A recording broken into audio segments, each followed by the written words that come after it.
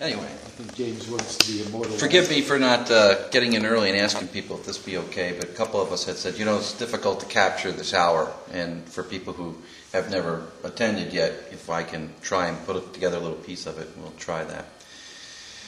Okay, the question was, what do I base my belief? And my belief is based upon experience.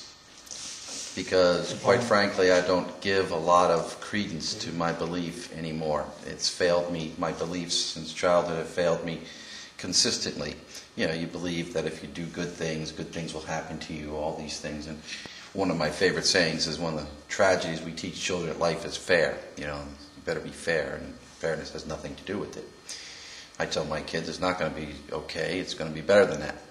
I was sort of the anti-religious son of one of 5 boys. Although I was brought up as an choir boy in the Episcopal Church and loved going to church, loved being in church, loved the feeling of being connected with music. I will tell you that I was given a series of challenges, as we all are in childhood, health-wise and otherwise, that sort of left me depending only upon my brain and being on my own when I was 13 years old. As an emancipated minor, and I learned to depend upon, at that time, a near photographic memory, and my nickname happened to have been Computer, because I pretty much was like Mr. Spock. If you remember the Star Trek episode, that was my life for the first 20 years. I was Mr. Spock, and lo and behold, I was given the fortunate event of being killed in a car accident and resuscitated when I was about 32. And in that car accident and what I call that after-death experience and during the resuscitation, I didn't see God. I didn't see white tunnels and things of that sort. But I instantly became aware that all of this is an illusion. That all of this is just like a false movie set. And I had instant realization of that, as well as an experience of sort of bouncing back and forth between a couple of other lives. The period after that was very difficult because I lost everything that I had valued. Not only did I lose my family, I lost the ability to use my legs. I was in a wheelchair. I lost my career. I lost my friends. I lost what I call the perfect storm. And most of us can take an injury to our emotional life or our financial life or our health life, but when you get hit all 3 levels at the same time, I call that the perfect storm. And the perfect storm is where you will go into that, what they call the dark night of the soul, and certainly I had that. And in that period of time, and I tried to treat myself for depression, and I put myself in a hospital, and I did everything logically that a logical brain would do to. I knew what was happening to me. I knew it had a good cause. I knew that, that all these events had medical and other reasons. And yet my mind couldn't save me. And so with great preparation, I prepared to take myself out of this life, and I made myself a nice little Kevorkian cocktail because I was working in the medical industry. Put myself in a body bag, did all of these nice little arrangements, and, pushed the final syringes and had my second after-death experience, which I would call the experience of hell, or mind death. And as a matter of fact, it was a couple of years before I really felt that I was back in physical manifestation. In that period, of course, I didn't die for some reason. 3 days later, I woke in a completely different room, completely changed, and I certainly at that point said, well, I can't even do that right. There must be some reason why I'm supposed to be here and do this. So, like many, I went to a place that was off in nature. I was teaching at a Red Cross aquatic school camp and stood on the end of a rock one night and basically threatened God and said, all right, speak now or forever hold your peace. Okay? This is it. The old Job. This is your one opportunity. This is it. Okay? I'm listening. If there's something that you want me to do, if there's something that's supposed to happen, then, other than that, then I, feel that I have your blessing to do whatever that I feel I need to do. Well, with that event came, quote unquote, the booming voice.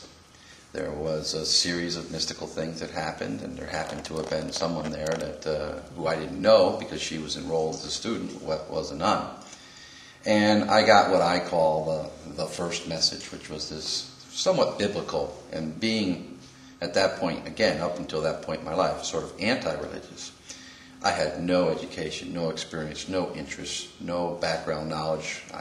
Some of the passages sounded remotely familiar. But it gave me the, if you will, the new life. And the crazy thing was, I always knew I would be dead before I was 40. And in fact, that person, that life, was dead, was gone. The next 15 years was a series of experiences, without going into long, detailed things, but a series of mystical, magical, bizarre, painful, may I emphasize the word painful, experiences. And all transformations like the, I call cocoon stage, the caterpillar turning into the butterfly. It's a painful metamorphosis to break out of that shell. But also along the way, strange people came into my life for absolutely no reason, who were just driven, if you will. One woman jumped over 3 sets of chairs and, at a spiritualist church and tackled me, because she said if I went out the door, something told her that her life would never be the same, and we ended up becoming best friends and starting a meditation school and all of that. Since that time, it's really in the surrender. It's really in the giving, the world what the skills are in your worldly life, and then giving what is your spiritual life, its effort and time. And of course, I educated myself. Spent a couple of years in a Buddhist monastery, and traveled the country, and saw every dowser, high priestess, Wiccan, shaman, sweat lodge. Added all those experiences so I would know what was the core of each one. Not, fortunately I didn't get sucked into, because I already felt that I had the core, that I didn't get sucked into, if you will, the show.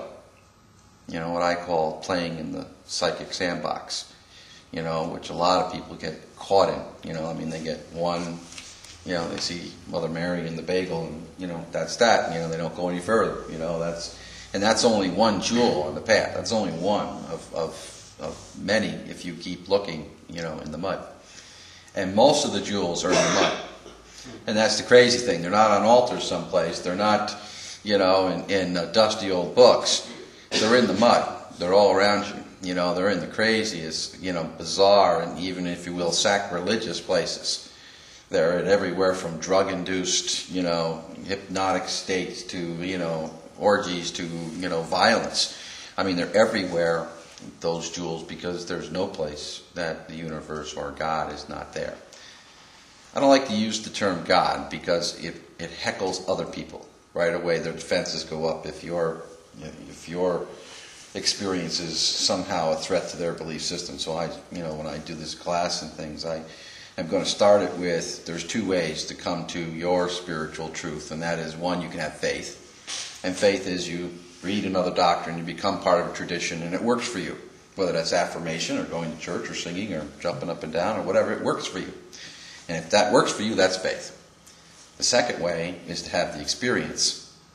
And then really the faiths don't matter. None of the faiths threaten you. You can see them all as beautiful, plants in the garden, that you can consume, whatever parts you might like. Now, wanting that experience is unfortunately the one thing that will stop you from having it. And certainly I didn't want it, and certainly I didn't choose it. I would have been very happy as a fireman, my entire life, and doing the things that I did. I had a wonderful life, and enjoyed being married, enjoyed raising my kids, enjoyed all of that. And certainly if I had to go back, it would be a difficult choice to say, okay, which way do you want to go? Ignorance is bliss. It really is. And because once you know, you can't unknow. That's the thing. And so the belief is not based for me on, a childhood upbringing or a particular faith or even one particular experience, but, dragged by the fates, if you will, with, skid marks in the sand, my heel marks, not wanting to go. And yet now I finally have reached the point where I can be in collaboration with it, even with all of my faults and all of my failings. And, I don't have to be perfect anymore. And in that respect, that's my experience. Wow. Wow. Thank you. Thank you.